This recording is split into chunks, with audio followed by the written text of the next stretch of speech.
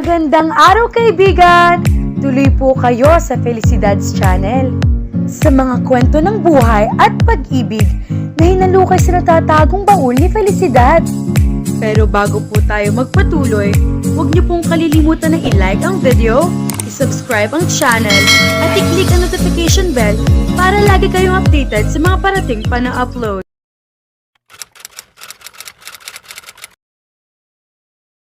Dread filled Regina. Alam na agad niya kung sinong kasama nila ni Bembol sa lugar na iyon kahit hindi niya tingnan. But she willed herself to lift her eyes and they clashed with Ralph unrelenting dark eyes. Sa pagkakatingin nito sa kanya ay parang siya pang may kasalanan gayong siyang naagrabyado. Boss, good night Bembol. Mag-usap tayo bukas ng umaga. Hindi naman sumagot at muna at tuluyang lumabas ng stable. For what seemed like eternity, Ralph just kept on staring at her with his scrutinizing eyes. Where the hell do you think you're going? To bed. Bakit kailangan mo pang malaman? If it's to frolic in bed with one of my ranch hands. Stop it right there. She angrily interrupted. Nagsasawa na siyang pakisamahan ito. Who do you think you are? Amo ninyo ako. Trabahador kayo. Kung sa tingin mo ay pinapayagan kong ginagawa ninyo ay mag-isip-isip ka. Itong isa sa mga rason kung bakit ayoko ng babae sa rancho. You're nothing but a distraction. Ano sa tingin mong gagawin niyo rito? Let him fill you up real good before taking you against the stall door to have a good fuck?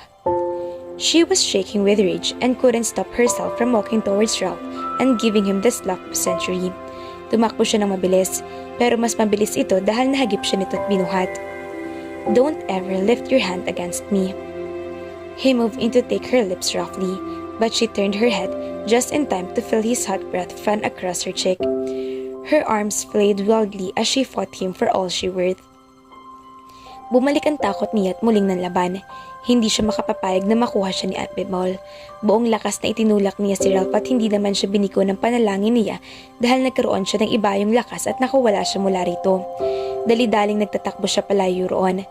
Ralph, however, was very dazed from the ordeal, but it was no less than what he deserved. He just stood there for a moment, so ashamed of his behavior. A lot of women irritated him, but he never physically attacked one of them. He had no idea what fueled his anger. He just lost control when he saw Bembol kissing Regina, touching her. Unexplainable jealousy had taken over him, despite the fact that he had no claim over her. No part of her intimately belonged to him. Hindi niya mapaniwala ng nararamdaman niya. Hindi niya alam kung kaya niyang patunguhan ng damdamin niya. Actually, she had been getting beneath his skin for weeks. From even the very first day he saw her, he was fascinated not only by her beautiful translucent skin and plump pink-colored mouth of her, but with her wit and spunk as well. She was headstrong and not gullible like any other girls he knew. His sense of very strong character, and he liked that in a woman. Gusto niya ang babaeng kayang ipagtanggol ang sarili, kayang lumaban at hindi basta nagpapatalo, lalo na sa isang lalaki. But it was only to mask a skirt needed. He lusted after his housekeeper almost to distraction. It became painfully aroused when his body felt her luscious curves. He didn't want any distraction, and Reggie was a beautiful distraction that pushed its body on fire. He willed his body to move. Even though he had been aroused as hell, his conscience was nagging him to death. He mounted the stairs with heavy feet, and his eyes journeyed down the hallway where Reggie's room was located. He wanted to apologize but thought otherwise. Alam niyang galit ito sa ginawa niya at hindi makakabuting kausapin niya ito ngayon at humingi ng pasensya. Nasaan siya? Ralph asked without preamble. She doesn't want to see you. At sino nagsabi nun? Ikaw? Ako. Alam ko yun din ang gusto niya. Kung magpipilit ka, don't think na hindi kita pipigilan. Ralph swiftly charged forward, deliberately shoving Miko hard in the chest. The force of it made Miko lose his balance and he ended up falling flat upon his back. It was the opportunity Ralph needed. He rushed past the fallen man and climbed the stairs. Madali niyang dinaanan ng bawat kwarto upang hanapin ang babaeng naging dahilan ng pagpunta niya sa isang lugar na hindi niya naisip kailanman na maaari niyang tapakan. Pagising niya kaninang umaga, hindi niya nadatnan ng dalaga sa kusina, which was very odd. Pumasok siya sa loob at nakita niyang wala ni isa man ito na gamit doon. Dali-dali siyang lumabas. He was pissed off as hell. Walang pagdadalawang isip na pumunta siya sa bahay ni Miko Javier. Alam niyang doon lang ito maaaring pumunta dahil ang huli lang ang maaaring mag-offer ng trabahong kailangan nito. Napatigil siya sa pag-iisip nang makapasok siya sa huling kwarto ng bahay na iyon at makitang natutulog na babae. Ralph easily knew the owner of those beautiful curves was, but those very curves made him angry as hell that they were tucked in bed under his rival's roof and not tucked under his. Startled, Regina's soft black eyes snapped open and she gasped up Ralph, reached down to haul her into arms. Ibaba mo ako! Ano ba? Put her down, Fajalan. Or what, Javier? Like it was roared by an animal, ipinagpatuloy niya ang pagbaba kahit nanginginig sa takot ang mga hita at binti niya. Nag-angat siya na nalilisik na mga mata ni Ralph. She scurried outside but before she could reach the fire, he mercilessly grabbed her upper arm in a brutal grip. Nagtaas siya ng tingin para sigawan ito pero agad niyang itinikom ang bibig nang makita ang paraan nito ng pagkakatingin sa kanya. There was a violent resentment in those dark eyes. Katulad ni Ralph ay may mga pasa pa rin ito sa panga. Bitawan mo si Regina, Fajalan. Alex just glared at him. Nakita niyang humakbang din si Miko para sumunod sa kanya. Nakita niyang galit nito at alam niyang wala itong pag-aalinlangan na tapusin ang nasimulang rambulan nito at ni Ralph. Pero hindi na niya gustong magkasakitan pang mga ito dahil sa kanya kaya pinigil niya ito. She pleaded with him silently with her eyes and solemnly shook her head. Miko stopped but gave her a questioning and bewildered gaze. Hindi niya kailanman ninais sa may lalaking mag-aaway nang may pagkitan sa kanya. Pero hindi niya gustong madami si Miko sa laban niya. Ralph showed her out of the door, none too gently before turning back to stare at Miko. You come near to her again, Javier. I'll kill you. Bakit mo siya sinabihan ng ganun? Wala siyang ginawang masama. I'm the one who went to him. Hindi naman sumagot si Ralph at galit na binuksan ang pinto ng Land Rover nito. Get in. My car. Ipapakuha ko na lang. He took her bag from her and gestured with said, Get in. Wala siyang nagawa kundi sumunod dito.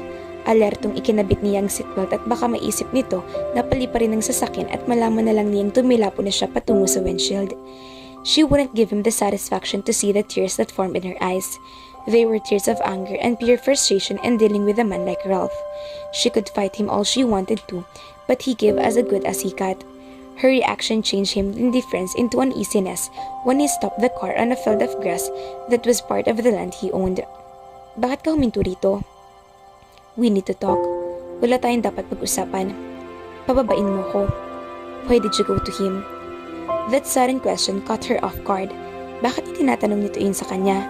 The last time she checked, kahit yata pumarada siya ng hubad sa harap nito, ay hindi niya ito pag-iinteresan.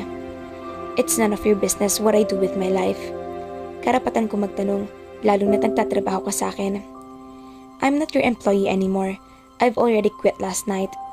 You can't do that. Huh? Karapatan kong umalis sa trabahong hindi ko na gusto. Pumirma ka ng kontrata. Napaawang ang kanyang bibig. Nakalimutan niyang pumirma nga pala siya ng kontrata dito nang umalis si Mrs. Salvador. Ayon sa naturang kontrata, hindi siya pwede basta mag-resign, lalo't wala pa siyang ibang kapalit. But that would take forever. It's not my problem anymore. Pirma mong nasa kontrata na iyon. That's absurd. Hindi mo na siguro ina-expect na basta nilang ako babalik doon na parang walang nangyari. I fired Bembol. Napatitig siya rito. Biglang hindi ma-process ng isip niyang sinabi nito. Hindi niya ito maintindihan. Alam niyang ikinagagalit nito ang naging pagsulpot niya sa buhay nito. Tahimik ang buhay nito at ang mga tauhan bago siya dumating. Narinig niyang walang sinasanti si Ralph sa napakahabang panahon dahil wala namang rason dahil masisipag at responsable ang mga tauhan niya. You don't have to worry. He won't bother you anymore. Hindi ko maintindihan. Gustong gusto mo akong paalisin dati, pero ngayon naman ako na mismong umaalis ay ayaw akong pumayag. Dahil ba sa karibal mo ako pumunta at nasaling ang pride mo, lalo na't para akong antique na bagay na ginawa ninyong auction noon? There was no reason for you to go running to him. Sapat na ginawa mo kagabi para magdesisyon akong umalis. I'm sorry. You're sorry? Tama bang narinig ko? Better accept it. Iyon ang huling pagkakataon na sasabihin ko yon. You're a complete jerk. I know. Now, why did you go to him? Hindi ko alam kung anong gusto mong isagot ko sa tanong mo at wala akong balak na isatisfy ang pride mo. Hindi sumagot si Ralph sa sinabi ni Reggie. It was not only his pride that was bruised. Jealousy slithered in his gut along with the intense lust. He was sorry for what he did last night, but he erased the image of the sweet luscious curve he felt and still wanted to feel, and that craving was driving him insane. Wala siyang karapatan kay Reggie dahil hindi naman sila magkarelasyon, pero hindi niya matanggap na may ibang lalaking hawak dito, lalo na kung ang lalaking yun ay si Mikael Javier. If she wanted to be satisfied sexually, why go elsewhere when he'd willingly satiate her with lust, well as known. Those terror-filled eyes tortured him and haunted him even in his sleep. Kung bakit ba isang simpleng tingin lang nito sa kanya ay parang mababaliw siya. Mabilis siya nitong naapektuhan at hindi niya yun maipaliwanag. The urge to protect her was strong, it frightened him. But that was a first for him. Babalik ka sa rancho. Kung gusto mo talagang umalis, siguraduhin mo lang na magugustuhan ko ang kapalit mo. Maliwanag ba? Hindi kita maintindihan. I know you hate me too much, but you don't want me to leave. Bakit? Isang tanong iyon na hindi niya alam ang sagot, nor did he try to supply one. Binuhay niya ang makina ng sasakyan at tahimik na nag-drive siya pabalik sa rancho. Ulo ni Ralph, mga kafelisidad. Umalis na nga si Reggie, hinabol pa rin niya. Bakit? Ano kayang dahilan? Abangan!